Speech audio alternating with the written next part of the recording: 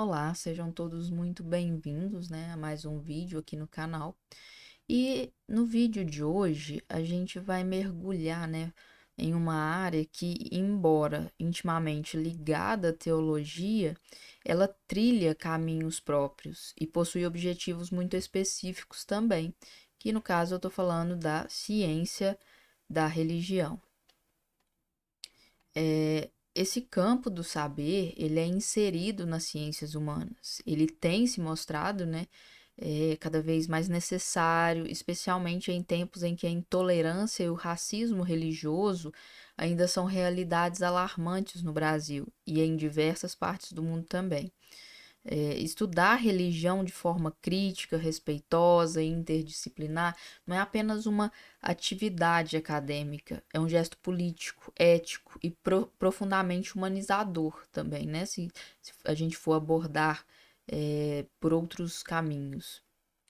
E ao compreender melhor, né, essas expressões religiosas, os seus sentidos simbólicos, os rituais, as histórias e as influências sociais, damos um passo importante em direção a uma sociedade mais justa, plural e também igualitária. Mas vamos lá, vamos fazer aqui uma comparação, entre aspas, tá? De ciência da religião versus teologia. Quais são essas diferenças entre essas matérias, esses campos do saber? Apesar, né, de caminharem muito próximas, a ciência da religião e a teologia são áreas com métodos, objetivos e epistemologias muito distintas. A teologia, ela parte da fé, é uma reflexão sistemática sobre a experiência religiosa a partir de um compromisso confessional ou espiritual. O teólogo, ele em geral, ele fala a partir de dentro de uma tradição religiosa. Então, ele crê, né? A análise dele, ela é atravessada por essa vivência religiosa, por esta fé, por esta crença, mesmo quando não realiza uma teologia apologética voltada à defesa da fé. O seu ponto de partida é o sagrado, tal como ele é vivenciado. Por isso, é comum vermos teologias contextuais, como a teologia da libertação, a teologia feminista, a teologia negra, a teologia da prosperidade, né, entre outras, que articulam fé e realidade social. Já a ciência da religião, ela se posiciona de maneira diferente. O seu objetivo de estudo, ele é o fenômeno religioso, ou seja, as formas como a religião se manifesta nas culturas, nos indivíduos, também nas instituições e nas sociedades. O cientista da religião, ele pode ou não ser uma pessoa religiosa, mas a sua análise se dá a partir de uma perspectiva acadêmica que busca compreender, descrever e interpretar esses fenômenos sem julgá-los como verdadeiros ou falsos. Alguns autores, vamos abrir uma aspas aqui, né? Alguns autores são criticados, no caso, autores de ciência da religião, são criticados por fazerem a criptoteologia, né? Que ao forçar. O que é essa criptoteologia? Vamos lá para a definição. É um termo que se refere à teologia oculta ou implícita presente ali em obras da ciência da religião. E esses autores eles são criticados por fazer essa criptoteologia ao forçar a entender os diversos fenômenos religiosos em categorias próximas ao cristianismo, especialmente pelas afirmações idealizadas de que este teria algo de superior em relação às demais religiões. As ferramentas da ciência da religião são variadas e interdisciplinares, né? Elas vêm tanto da sociologia, da antropologia, da história, da filosofia, também da psicologia, da fenomenologia e até da linguística e da literatura. É um campo muito abrangente, né?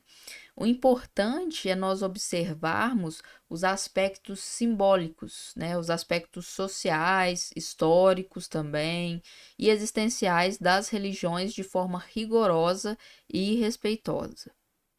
Autores, aqui eu vou falar um pouco para vocês de alguns autores que vocês podem estar pesquisando sobre, né? Porque eles têm contribuições importantes nesse campo. E entre os nomes fundamentais para a constituição, né, da ciência da religião, a gente pode destacar o Mircea Eliade, com suas análises sobre o sagrado e o profano, né, a estrutura mítica das religiões. Inclusive eu estou com o sagrado e o profano no Kindle para fazer uma leitura sobre a obra, mas no momento eu estou com o livro das religiões. Estou pegando uns livros mais introdutórios no momento. Mas em outro vídeo eu venho falar isso com vocês. A gente tem o Emile Durkheim, né, que abordou a religião como um fato social fundamental para a coesão das sociedades. A gente tem Max Weber, que estudou a relação entre religião e economia, como na obra A Ética Protestante e o Espírito do Capitalismo. A gente tem o Clifford Geertz, em sua abordagem interpretativa da religião como um sistema cultural. A gente tem a Nina Smart, que propôs uma abordagem fenomenológica e plural da religião, né, identificando 7 dimensões presentes nas tradições religiosas. Esses pensadores, cada um a seu modo, né, ajudaram a consolidar o campo da ciência da religião como uma disciplina autônoma, crítica e aberta ao diálogo com diversas áreas do saber, né? No Brasil, a gente tem 4 classificações para os estudos da religião, que é a teologia, as ciências, prestem um pouco mais de atenção nas nomenclaturas, as ciências da religião, a ciência da religião e as ciências das religiões. E eu gosto também isso já é uma coisa que eu estou acrescentando como uma quinta classificação, né, que seria a história das religiões. A, a área de avaliação reconhecida, né, pelo governo brasileiro por meio do CAPES. Para quem não sabe o que é o CAPES, é a Coordenação de Aperfeiçoamento de Pessoal de Nível Superior, se chama a Ciências da Religião e Teologia, né? E recebeu o número lá, já são termos um pouco mais técnicos, mas o número 44, e possui, né, autonomia desde 2016, com a portaria do CAPES, que é a 174/2016. Se vocês jogarem no Google, vai aparecer para vocês aí. Por que eu estou falando deste aspecto, né, da nomenclatura em si, né, da formação, tá? Porque você consegue, por exemplo, na escola, né, você tem aulas de ensino religioso, certo? Né? E a gente também tem na academia também a questão do cientista da religião e o estudante, talvez barra professor, né, das ciências da religião. Vamos lá para esse aspecto aqui, que ele é bem interessante. O que faz de uma pessoa um cientista? E vamos eliminar aqui, pessoal, aquela questão do um cientista que está dentro de um laboratório, por exemplo, com o jaleco branco, né, fazendo ali o seu. Só um minuto. Aqui. Fazendo ali a sua pesquisa através de química, física, enfim. Tire esta ideia da sua mente. Quando a gente trata de ciência da religião, a gente está tratando de algo que não se faz ali exatamente dentro de um laboratório, né? A gente tem um exemplo ali talvez do Círculo de Éranos. Vou deixar aqui essa nomenclatura para vocês buscarem no Google, para vocês saberem o que é. Né? Que, no final das contas, são grupos de pensadores que se reuniam para apresentar os seus trabalhos, né, e posteriormente ter a validade também desses trabalhos e vir a publicá-los, né? A gente teve nesse grupo, nesse círculo de Eranos, a gente teve Carl Gustav Jung, a gente teve o Mircea Eliade, né, e muitos outros, porque se teve o círculo de Eranos, ele durou muito tempo. Então a gente tem muitas obras que saíram dali, obras importantes para o campo religioso, para o campo histórico, para o campo psicológico também, né? O círculo de Eros, né, ele foi realmente um disseminador, digamos assim, de muitos conhecimentos que hoje a gente estuda, né? Muita coisa surgiu ali. Então, tirem essa questão do cientista dentro do laboratório. Não necessariamente precisa ser assim. Mas como é que se faz para ser um cientista? O círculo de Eranos, naquela época, ele validava de uma certa forma. Hoje em dia, você tem uma outra forma de validação. Você pode fazê-la pelo meio acadêmico. Por exemplo, como é que se torna um cientista da religião? Primeiramente, você vai cursar a matéria ciências da religião, né? E ali você pode estar cursando ela tanto na sua licenciatura, quanto fazendo uma pós, quanto mestrado ou doutorado, certo? Você está cursando esta matéria. Você pode ser assim, vou dar aqui meu exemplo. Sou formada em História e estou cursando Ciências da Religião. E eu já tenho, não uma pós-graduação no caso, mas eu já tenho uma pós em História das Religiões. Mas História das Religiões, ela não, o MEC, né, não aceita, digamos assim, né, como uma forma que eu posso estar posteriormente lecionando. Então, eu estou com pretensões futuras, então eu curso atualmente uma pós-graduação em Ciências da Religião para poder vir a estar lecionando, certo? Ok, você tem todas essas formas, né, de se formar. Porém, só é cientista da religião aquele que cursou de algum modo desses que eu já disse, ciências da religião, né? E publicou algo, né? E assim, dentro do meio acadêmico, por exemplo, que é aquilo que a gente chama de TCC. Se você publicou, você teve a validação de uma pesquisa no campo da ciência da religião. Então, aí você é considerado um cientista da religião.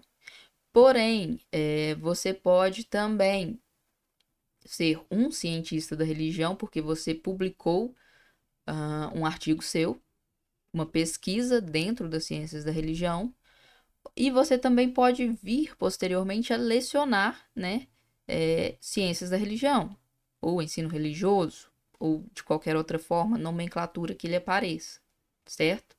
Mas você também é um cientista da religião porque você publicou e teve a validação, né, de alguma banca dessa questão. Mas você pode também fazer uma pós, um mestrado e um doutorado não tem, né, essa categoria, mas você pode, na licenciatura também não tem, né, você tem que fazer um estágio, então você tem que entregar um TCC, mas tem pós-graduações que você consegue fazer sem entregar um TCC. Então, nesse caso, você faz uma pós-graduação em ciências da religião, mas você não entrega um TCC, você não faz uma pesquisa dentro do campo da ciência da religião.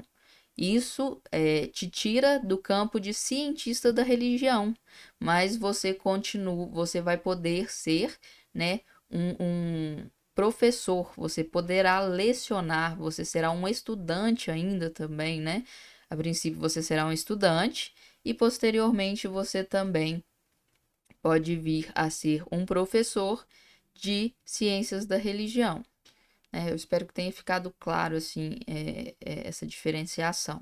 Mas qualquer dúvida vocês deixem no comentário aí que eu explico melhor, né? E assim, que também, assim que possível, eu vou estar fazendo um vídeo para vocês falando sobre as definições dos grandes temas metodológicos, né, das ciências da religião.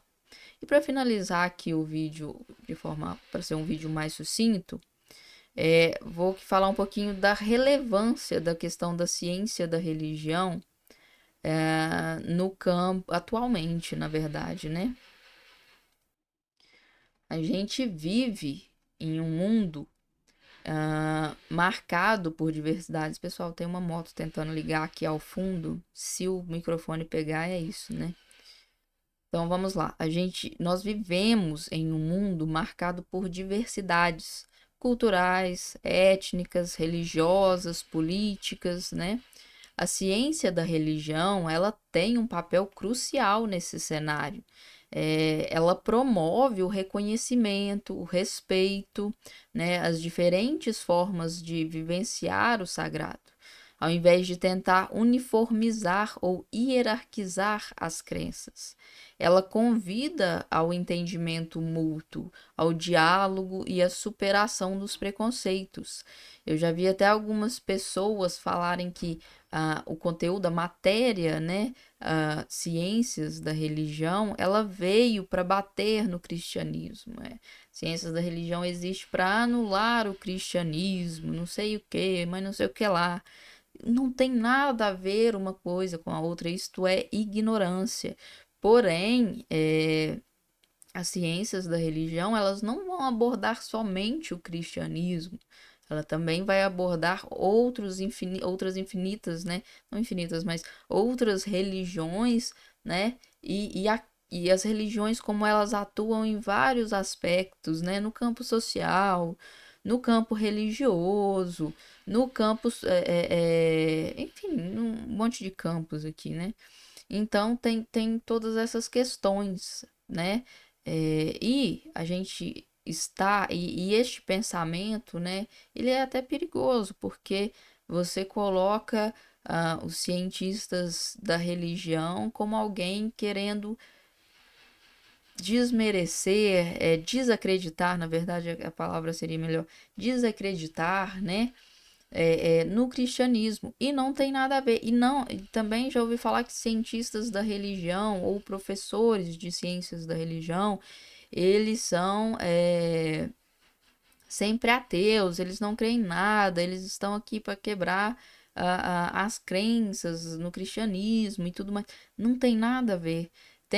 Não necessariamente, né? Mas tem cientistas da religião que possuem religiões, suas crenças particulares, porém eles não podem projetar essas crenças deles, entende? No estudo da ciência da religião. E aí os teólogos já fazem isso, eles podem fazer isso, porque eles estão fazendo de dentro, né? Eles têm a crença e eles estão trabalhando esta crença deles nos estudos deles. Mas o cientista da religião, ele pode, ou o professor, ele pode ter ou não uma crença, porém ele não pode projetar ambas dentro dos seus estudos, entendeu? Não existe isso nas ciências da religião, porque o teólogo, ele estuda de dentro para dentro, né, a crença. O cientista da religião, ou aquele que é um estudante de ciências da religião, ele estuda de fora para dentro, certo? Ele não pode projetar as crenças dele, que ainda que eles tenham ou não, no campo do estudo. E a gente está num Brasil onde as religiões de matriz africana, né, por exemplo, ainda são alvo de racismo estrutural e ataques muito violentos, né? E o olhar científico e ético para o fenômeno religioso, ele torna-se uma ferramenta até de resistência e conscientização. Entender não significa concordar, pessoal, com tudo, não, mas sim abrir-se ao outro e reconhecer a sua humanidade, entende? Então tem esses vários aspectos que temos que pôr e pesar, né, na balança, se realmente é assim que as coisas deveriam funcionar, né? Enfim, basicamente era isso que eu queria trazer para vocês. Trarei outros vídeos sobre ciência da religião também, né? Como eu acabei de explicar, eu estou fazendo uma pós na área, porque tenho pretensões futuras. Vou trazer aqui também alguns livros, né, que eu vou estar estudando, que eu estou estudando e outras questões também. Enfim, era isso. Muito obrigado por estarem aqui conosco, né, nessa jornada que nunca acaba de estudos. Como eu sempre gosto de dizer, somos titãs dos estudos. E se vocês estão aqui, acredito que vocês sejam também, né? Então é basicamente isso. No próximo vídeo, venho trazer outros conteúdos sobre ciências da religião, sobre histórias da religião, né? O que que eu acho da licenciatura em ciências da religião e como que ela deve ser aplicada, né, nas escolas públicas ou privadas. Enfim, por aí vai vir muita coisa ainda. Até a próxima.